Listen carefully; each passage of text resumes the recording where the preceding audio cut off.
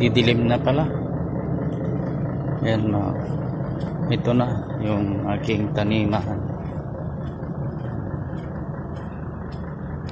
Yan yung balag na ginawa ko.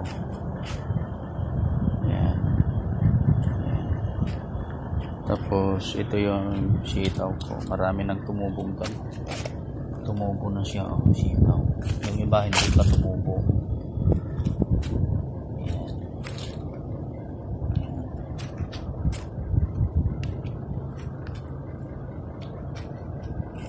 Yan yung kangkong. Yan yung tubig ko, pinagdidilig ko sa halaman. Tapos dito, sitaw din. Yan, tumubo na yung iba. Yan. Yan din. Sulukuyang lumalabas na yung sitaw. Tapos meron diyan. Yan. Ayan naman yung Nepali na kasamahan namin dito.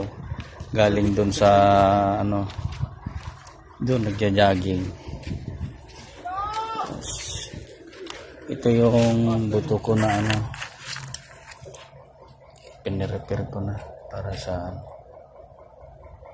pagtatanim. Yan.